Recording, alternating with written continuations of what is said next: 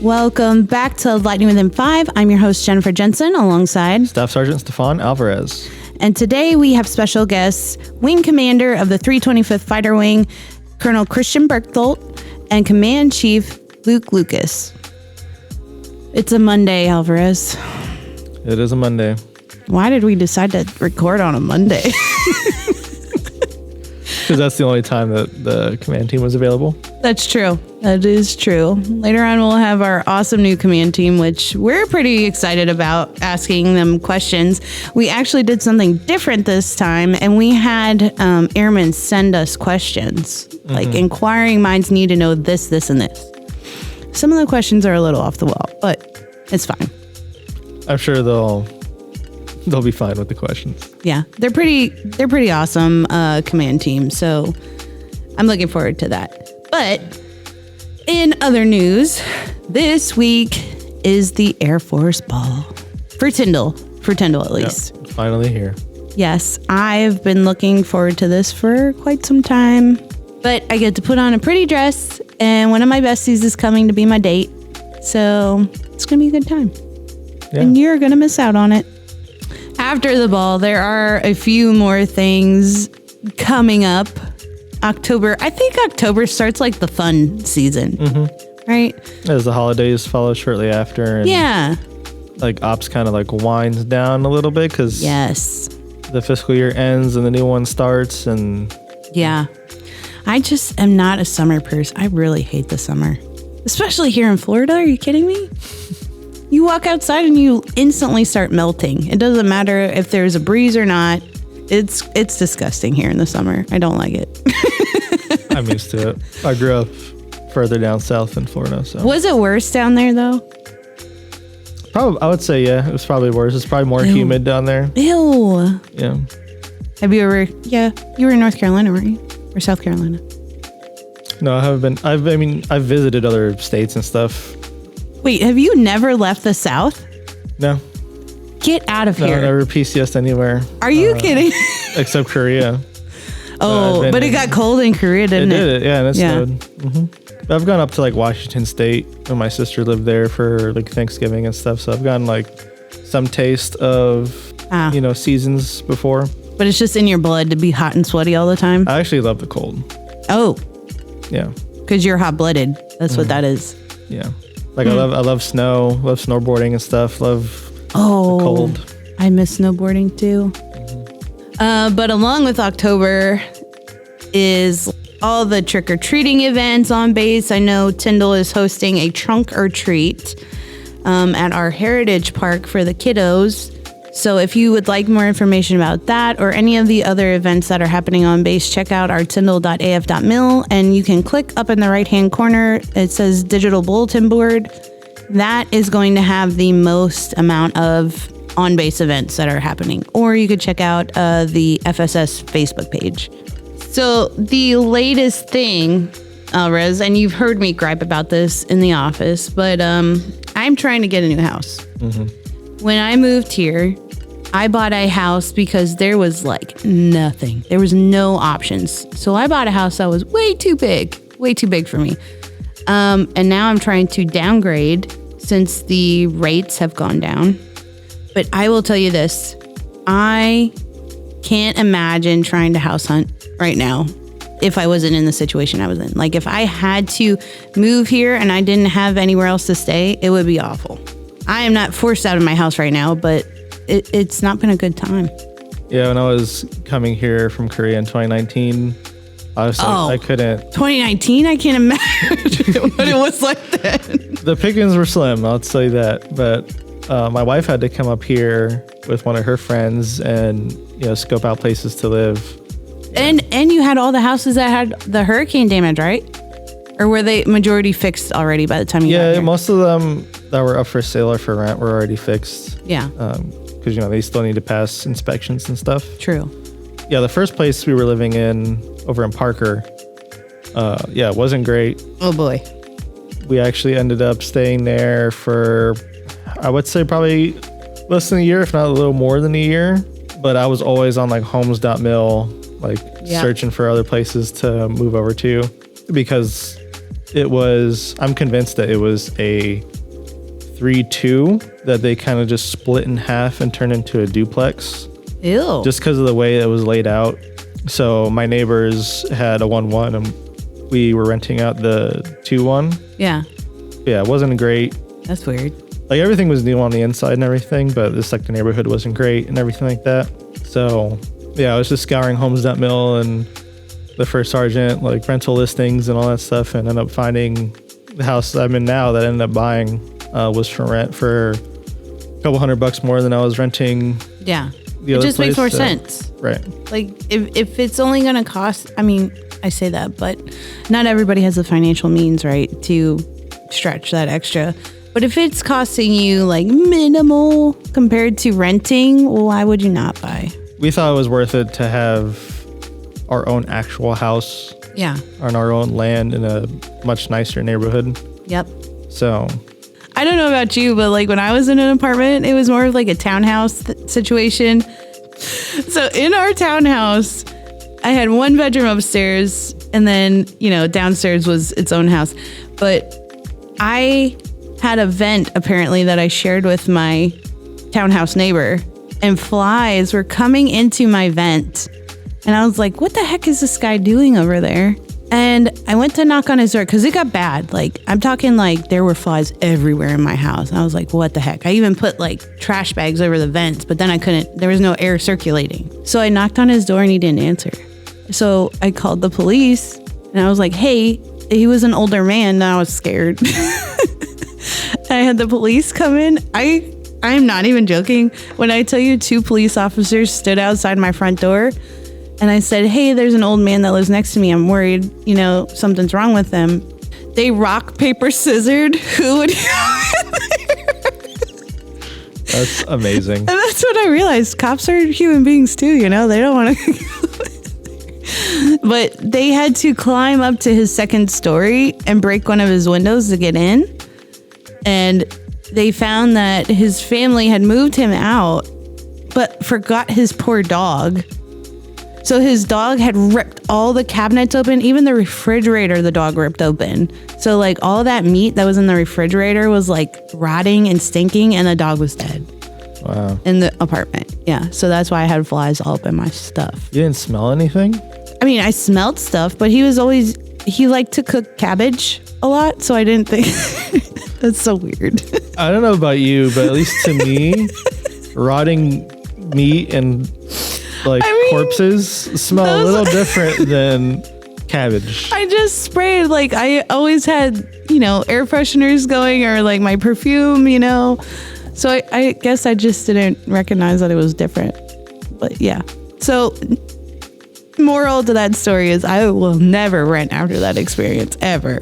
But I remember when I moved out the dorms, I moved into an apartment, but I had a roommate. Like I roomed with one of my friends from my squadron that was moving out of the dorms at the same time. Yeah.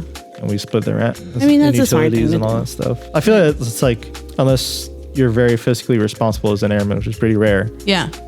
Like that's kind of like the move. Like you just get roommates with your friends. Yeah, financially set you. Well, you could also be irresponsible as an airman financially. Oh, for sure. I've been there. Yeah, same.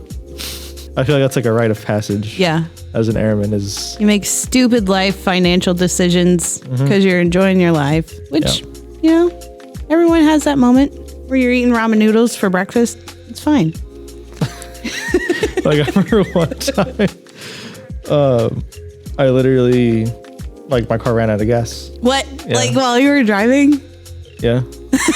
And I had to leave it there. Oh no. And I had to come back later with a gas can to, put gas in it and stuff. That is some E4 Mafia type business, Sarnova's. How dare you? You just ran out of gas. Yeah. What's wrong? I couldn't afford to put gas in it. So you just thought like it would run off of wishes and dreams, or what? Not that, but like when your when your fuel light comes on, it tells you how much you have until empty, and once it hits 0, you can still drive for a little bit. Okay, but why? Why would you test that?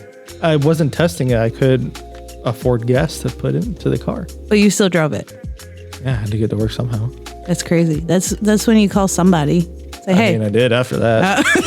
No kidding. And I always made sure I had money for gas after that. The struggles. Didn't want to go through that again. The struggles of being an airman, but also the great times. Oh, yeah. Oh, man. Miss those days. There's many exciting things coming up, but also some things that we'd like to explain. So one of the things that are coming up, obviously checkered flag. This happens twice a year, everybody. So what does that mean? That means more jet noise. That means increase in traffic. I mean, how many times do we have to talk about this on the podcast? We enjoy it because we have all these awesome jets and people that show up and we get to cover everything. So please understand that we, as public affairs, do not have control over checkered flag. Mm-hmm. So if you call us and tell us that the jets are being too loud, we will gladly take your call and inform other people. But please do not take it out on us. There is aerial spraying. This has been a hot topic for us. So last time we had this, and I don't know if everybody is tracking because it's a nighttime operation, but we do have military jets that fly over Tyndall Air Force Base and they spray insecticide. This is to control the mosquito population. It does not hurt humans. It does not hurt pets. It does not hurt pollinating insects. It specifically targets the mosquitoes to help control, the negative things that come along with the mosquitoes, like West Nile virus. But last time we did this, there was an uproar. People were upset that we were doing this. Mm-hmm. Again, this is beyond our means as public affairs. So please do not take your rage out on us. We are here to be the listening ear. We send the complaints up to those that do have control over it or who can answer your questions. But we try to do our best. Yeah, I believe from last time when we put out the notice and there was, to put it nicely, feedback on the spraying. We have on our website, all the documentation for, the spraying, what areas it covers, the actual spray that they're using, all the EPA facts about the spray. Mm-hmm. I know, I'm not sure where in Bay County they do it, but at least in my neighborhood, they have that. Yeah, the mosquito truck. The mosquito truck that comes by at night. Yeah. Spraying. Same. And that actually, from what they were telling us, sprays more and a more concentrated insecticide than what the aerial spraying does. Yep. But again, it happens. They sincerely try to target these times to when people are in bed. Like, yes, we understand that some people work at night, and we put these notices out so that informs these people that are working at night on Tyndall Air Force Base. Let's clarify, this is only happening at Tyndall, the aerial spraying. See, these are things that we as PA deal with that people would never know that we touched. You know what I mean? Mm-hmm. What's another weird thing we handle? Flyover requests. Flyover requests. You already talked about noise complaints. I think the other thing too that we get a lot here specifically is folks that will go on our website and email us about like records of their service or records of like their births or something like that. Yeah. No. So as a previous veterans employee, so I worked for a state and worked for like their veterans office. If you are looking for your records as a vet, go to archives.gov and all you do is fill out a simple form and they will mail you everything that they have at the archives about you and your medical history. You have to put specifically what records you're looking for, and if they have them, they will mail them to you. It's that easy. Mm-hmm. Yeah, I will say I don't think that the med group here probably still has your birth certificate from 1972. Yeah. That's probably long gone and been archived at the archive facility that Jen is talking about. But that job was also really rewarding. I really thoroughly enjoyed helping veterans. Like, I would help them file their VA claims. Maybe I shouldn't be broadcasting that because I don't want to help people file their VA claims. I mean, you're not in that world anymore. I'm not. No, I'm not certified anymore to help with those things. So please don't come ask. But it was very life satisfying to help, my fellow brothers and sisters who were just trying to file VA claims. They didn't know all the benefits they were entitled to. It is a culture shock when you get out and you just have no idea. Like, you could sit through taps, but like me as a E4 Mafia, I was like, come on, let's get out of here. I did not care. I just wanted to be free. So I don't know how many other people do this, but I didn't pay attention at taps at all. I'll admit it. I strongly advise not to do that, though. Pay attention now. Yeah, taps is very important. Yes. I actually recommend to people you can go to taps more than once. Yeah. So, to retain more info, right? Well, yeah, and after you go through taps the first time, you get all the information, you take notes, whatever. Look through all that stuff. If you have any questions or you're not sure about something, go do it again. Yep.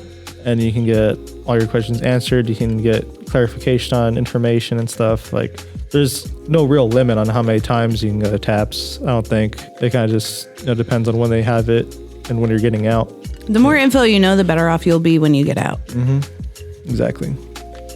Yeah.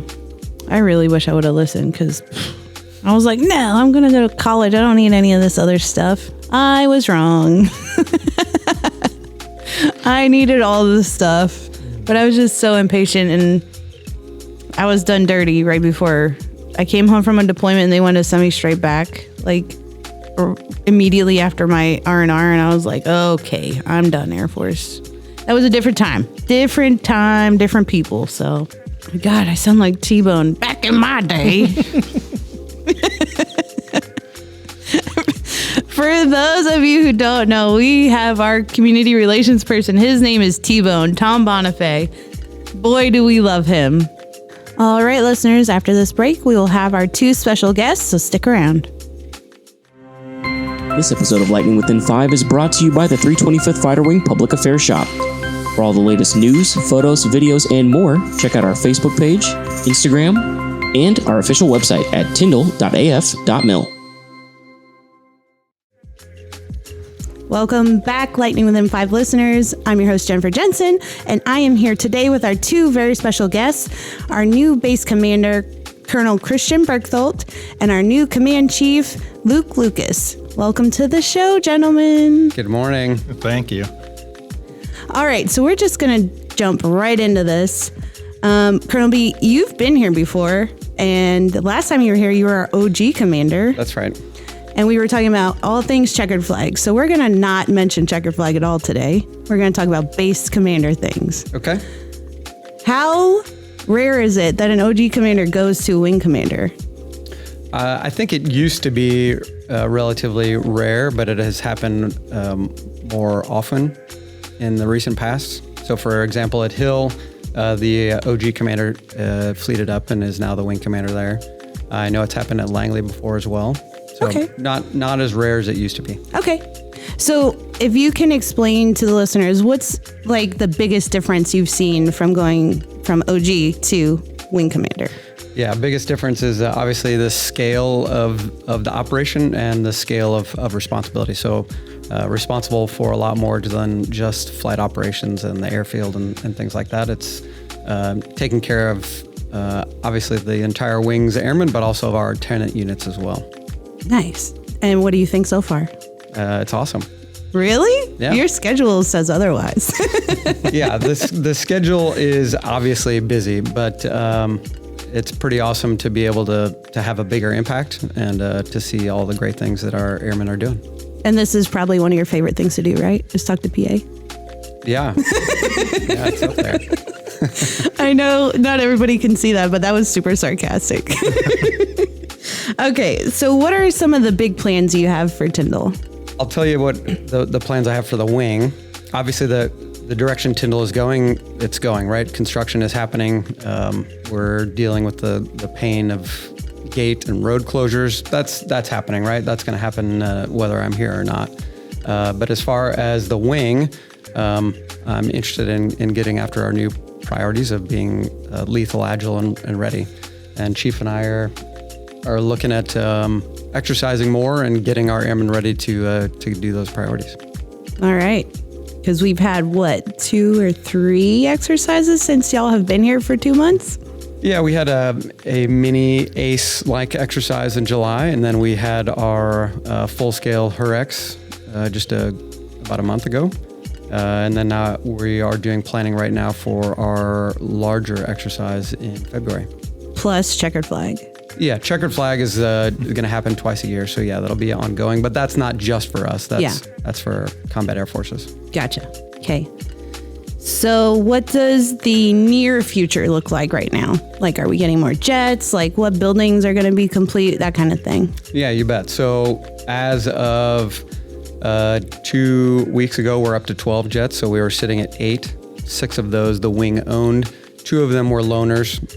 And we got 4 new ones from the factory at Lockheed Martin. And so we're up to 12 now. We're going to continue to see jets arrive. That schedule kind of varies on a week-to-week basis until we reach our end strength for the 95th Fighter Squadron, which is 26 jets. Over the next couple months, we'll see lodging complete. We'll see the new dorms open up.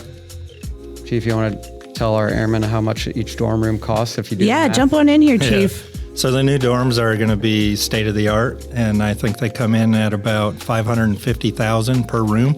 Oh my God! What? When you consider the total cost and divide it by rooms, that's about what it breaks out to. So should be pretty nice for airmen to come in and get started in their Air Force journeys. That's more than my house.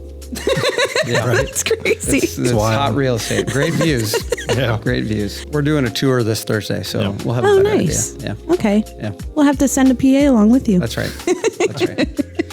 Yeah, so lots of things on the horizon. We'll have the new sports complex should open That looks really nice so September, far. October. Yep, that'll be nice. Yep. Marina. It should be next year, early next year. So what restaurant's going in the marina? I don't know the name of it, to be totally honest. I think it's called the Upper Deck, Oh, maybe. I don't know. I saw it on the sign. nice. I drove by it the other day. I know that is the most hyped up one. Everybody can't wait for that. But anybody with a DoD ID card can go use that facility, correct? Yeah. Yeah. Yes. Cool. So what's the one thing that you're most excited about in the near future? Oh man, I'm looking forward to our gates not being closed. Ooh, and the you're road preaching to the closure. choir. Yeah. No, listen. We are probably at the most painful part for the average airman here at Tyndall, and we'll normalize it, and we'll reopen with new roundabouts at the major intersection there in January. But the next pain point will be closing Tyndall Gate here in a couple months. Colonel Watkins and Chief Sharp did walkabouts. Yeah. Do you and Chief Lucas plan on continuing that tradition? Yeah, absolutely. We've already done just a handful. The schedule has been Crazy. hectic to this point. Just getting all the required meetings in that are necessary within the first 30, 60, and 90 days. Yeah. Well, we've gotten a few random ones knocked out, and we'll continue doing that. So where have you gone so far? We went over to MXS and checked out the LO maintenance. Okay. Chief was on leave, but I went and hung out with security forces and checked out the commercial gate and how that all operates. I did a random pop in over at the fuel tank farm. Oh, I bet they love that. I talked to Adam out there. Yeah. Nice. So you guys plan on continuing that, but going to all the different squadrons, or as best you can. That's right. Yep. Yeah. Yeah. So that means you have to come to PA, That's right. and you can host the podcast for us. I Really? can host the heck out of this podcast. I love that. Okay. And then you can invite whatever guests you want. Okay. Deal. Maybe Megan.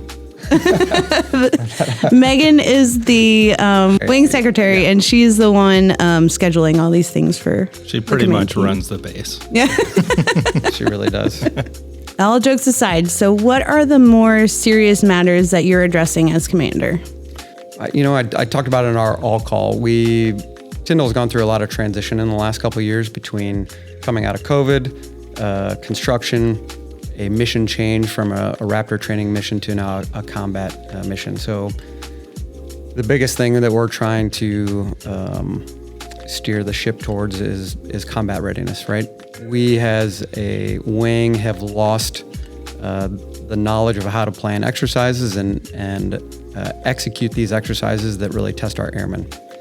Beyond that, we're we are facing adversaries that are much more capable. So the level of those exercises needs to be much more significant than they ever were. Right. So it's a whole combination of factors that really lead us to deliberately planning out how we are going to train and get after that readiness. We had some airmen. We wanted some feedback from the base. So we had airmen send in questions for us. And I'm going to ask you some of these random questions. Are you ready, sir? Let's do it. Okay, this is a more fun question. Does an ultramarathon hurt? Oh, yeah, it does. Every time I've run one, there's a point in the race where it's like, why am I doing this? What is the point? But afterwards, it's a sense of accomplishment, and I don't know, it's hard to describe. I bet. I give you kudos. I could never. I did a 10K once, and I thought I was going to die. You could do it. Anybody could do it. We'll end with Colonel B on a fun note. I think it's fun. Will you please consider allowing female service members just the option of wearing ball gowns to the Air Force Ball? So am I supposed to let men then choose to wear a tuxedo? I mean, I do not like mess dress. What? No. I thought all the guys loved it. No. The pants are like bell bottoms. I mean, It's not very comfortable, and the jacket is short. Yeah. So do you, as a man, do you always like try to pull it down, like I'm instinctively? always pulling it down. Yeah. so I guess in a roundabout way, you could say the answer is no. Yeah. Because if you provided that option for females, you would have to provide it for the men. So I think this goes to we've been talking about standards, talking about beards and things like that recently. I get that our females may not like the gown. I certainly know worse than the men's mess dress. No, it's just not flattering on a female. That is what I've heard. That is the gripe, right? So they just want to feel as good as the men look in their uniform. Does that make sense? I think if you would that does not make sense. I think if you would do a survey of the gentlemen, they would not. I don't know. Maybe it wouldn't. Well, I think it's the Air Force's birthday, right, that we're celebrating. So as a member of the profession, why don't you show up and show out? Yeah. Be proud that you serve. Yeah. You, sir, are brand new to Tyndall. What was your first thought when you got here? What did I do to end up here? In a positive light, or? I think it was of concern, right? The humidity was a little intense. Because you came from where? Arizona. Yeah. Wait a minute. Just last week you said it wasn't that bad. It's taken me a little time. Is it? It's taken some time to grow into it. Initial shock is over, and I have kind of acclimated.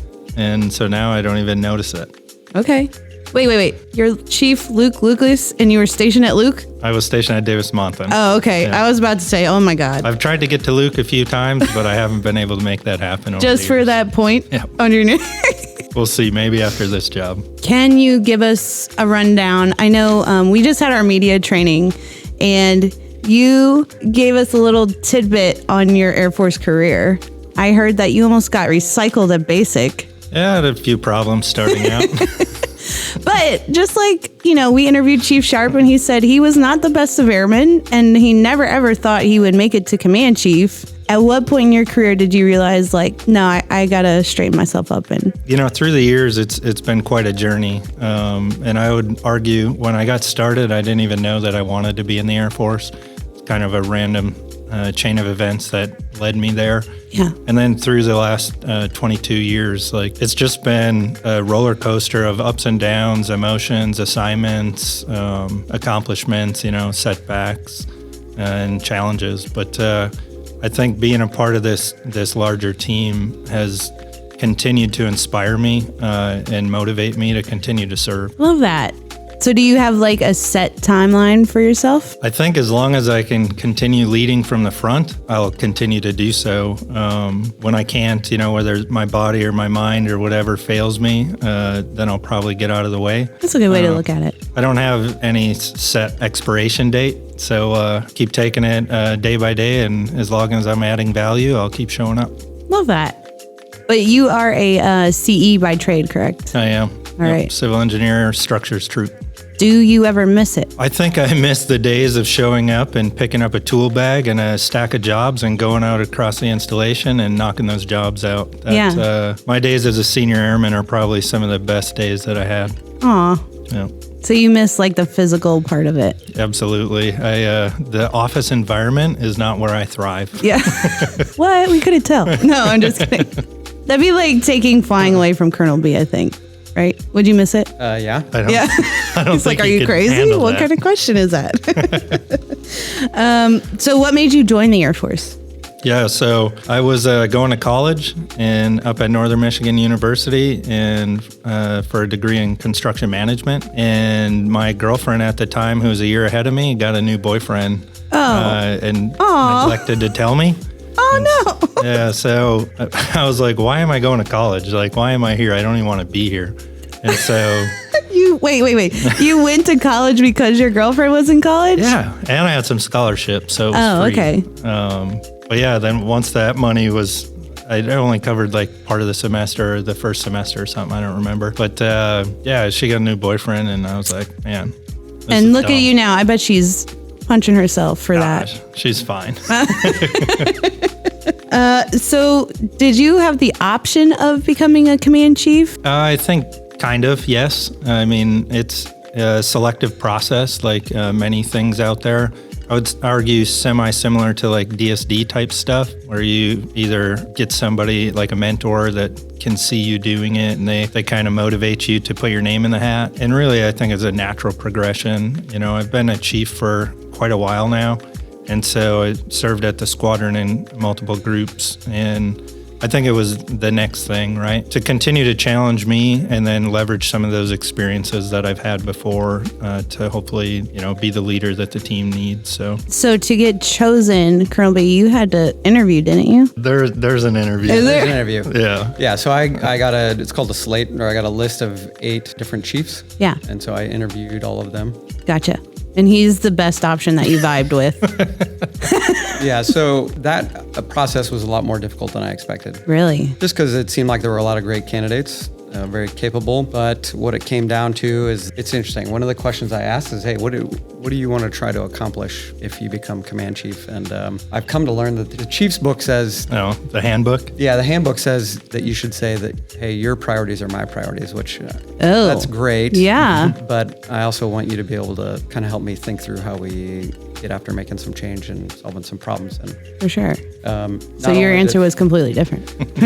Yeah, and I thought he had a good perspective on things and seemed like somebody I could get along well with. I think you guys balance each other out very well. Thank you. Very well. I love it. Nailed it. Yeah.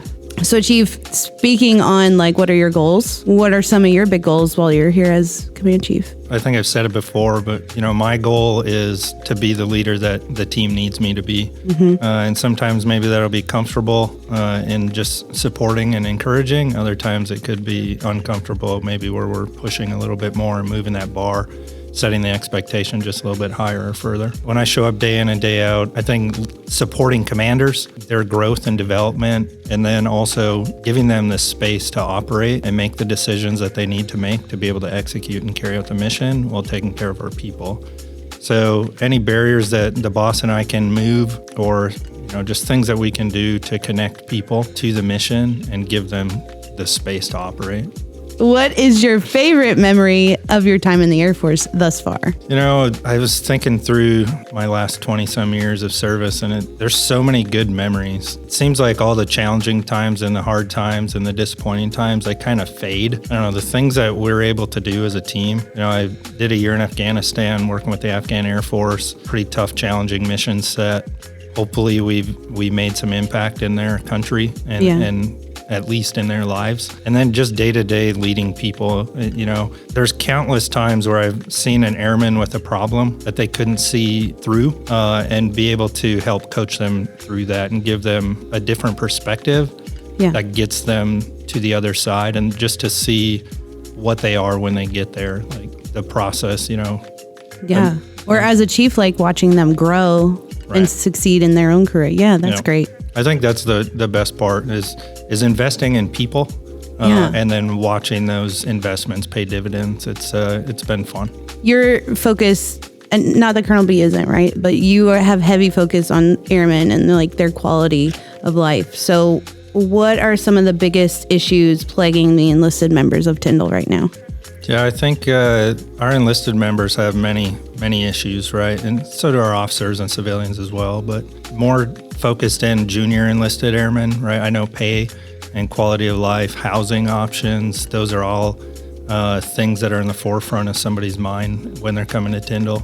And or if they're moving out of the dorms, et cetera. So those are tough challenges, some that we have control over and some that we really don't. But we're here to continue to keep that pulse and then engage with our local community as well as our Air Force leaders to do what we can to try to ensure that our BAH is as much as it can be, or at least what it should be. And then, working with our housing partners as we hopefully work through rebuilding another block of housing. And then I know childcare is a big issue for a lot of folks too. We just opened up the new CDC. I think we're bringing on providers and getting that up to full capacity. It also still won't be enough though. Yeah. We acknowledge that. The ribbon cutting for that is actually this week. I think so, yeah. I hope PA will be there. Make sure we get a nice picture or something. Yes, I will be, and I'll also have local reporters just for you and Carly to talk to. Yeah, great. I think I got to put in some leave. It's a good idea. Okay, so the airmen wrote in that at Commander's Call, you talked about how we advocated that we needed higher BAH. However, the Air Force came back, or whatever entity decided the BAH rate will stay the same, correct? Yeah, so let me clarify. So that request goes up to the Office of Secretary of Defense. There's a whole bunch of data that we submit. So we go out into the community and we find the rental cost for houses and apartments and things like that, and we enter it into a system. And what the data came back with is that we're right where we should be in terms of cost of living, or at least for housing. And housing allowance is not supposed to cover every aspect. It's supposed to cover 90%. I think it's about 90%. Yeah, 90% of your expenses. And so that's why the OSD made the decision that they made, which was that, hey, you're where you need to be, and it does not warrant an increase at this time. That said, annually there's a review, and we may see BAH increase.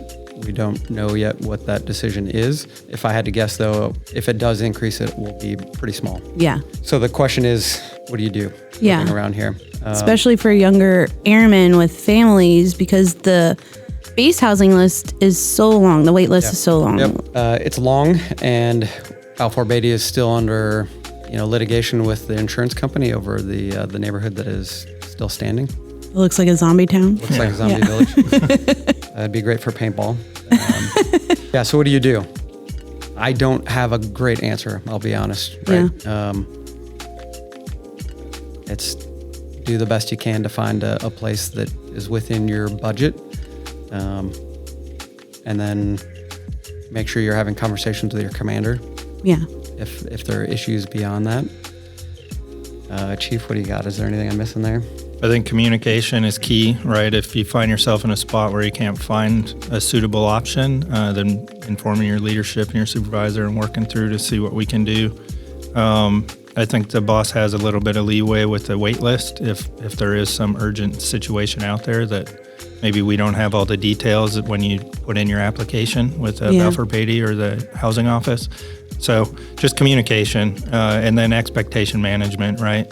I think living within your means is definitely a need, and sometimes people find themselves living outside of it and complicates it. So some decisions you make, maybe not in the housing arena, may affect your ability to seek and provide housing. Absolutely. Financial management is so crucial when you're, at the bottom of the totem pole for especially enlisted folk. I went through that struggle. Alvarez went through that struggle. We were eating ramen noodles or sleeping on air mattresses when we first got out the dorm. So financial management is definitely important, but there are other programs like with Mr. Neubauer's real estate company. He can look for rentals within your means. In our housing office, they push out a list of rentals and local options for the community. So again, just communication is the thing where we need you to talk through it and look at the options and realize the option that you get might not be the one that you want. Yeah. But it might satisfy your needs. So, and it could be temporary until you get into something else. So, and trust me, it's not lost on me, right?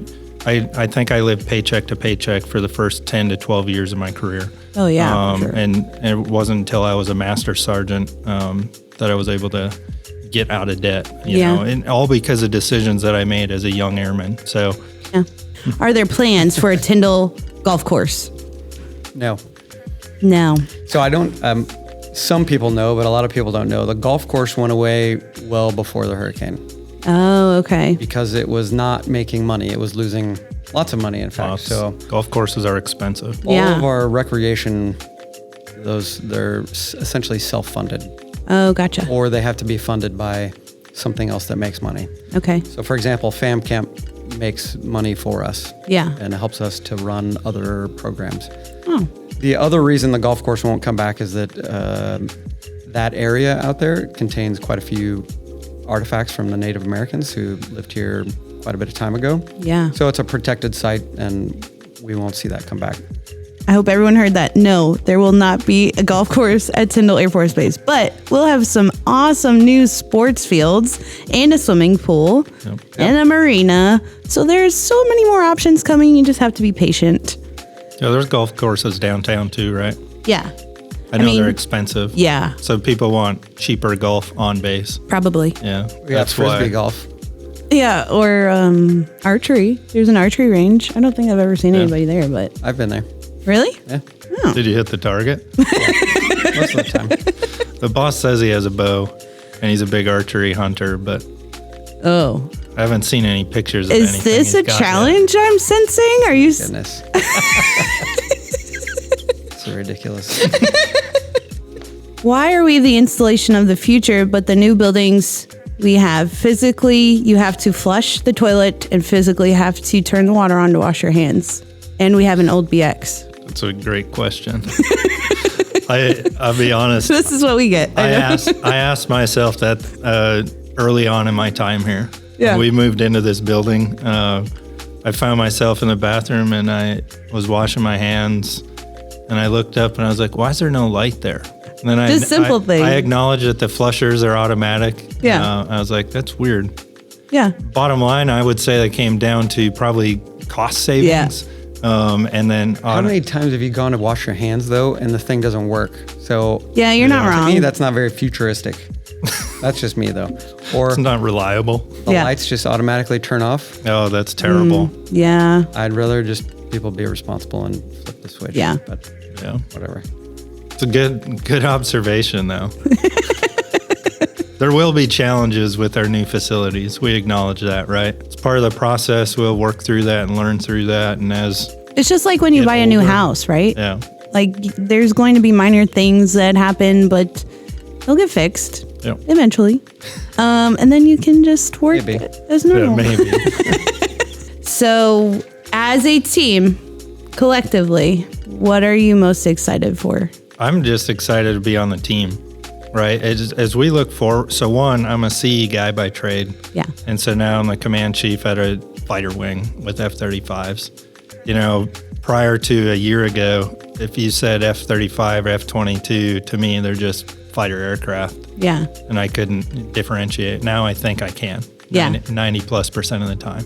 But to be able to serve in this capacity and advocate for our men and women out there, it's awesome.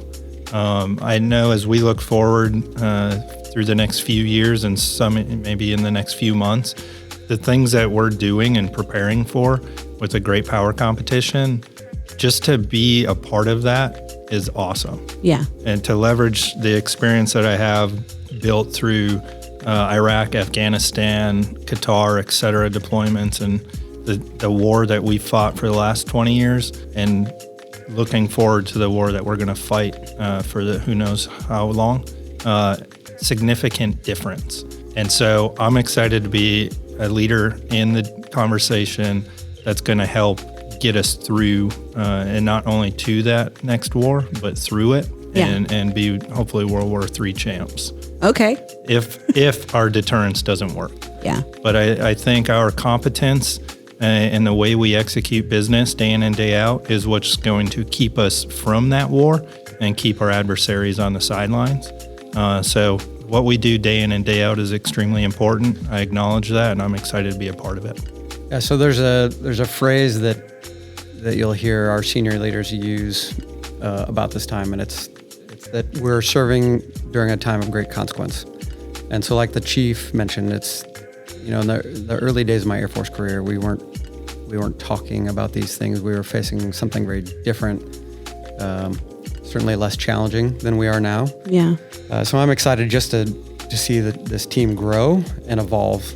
We're evolving on so many different fronts, right? The construction is one thing, the mission is another, and then just as an Air Force, we're evolving and changing as well. So we might be going through some pretty significant changes over the next year just in the wing itself. Yeah. But it's important, and so to be here during this time, not only is it exciting, but there's a gravity to it, there's a significance to it versus just taking over a wing that's already humming along and doing the right things. Yeah. We're getting in at a kind of an interesting and important time. Love that. Yeah, it's definitely not mundane, right? Yeah, definitely not. It's every day is a challenge. I would argue most things are not easy, Yeah. but they're worth it. And we all need to acknowledge that it could be uncomfortable. It's going to likely be hard, but at the end of the day, we'll be there and we'll be ready. All right, that about wraps it up, everybody. I want to thank Colonel Berchthold and Chief Lucas for stopping by and telling us all things Team Tyndall.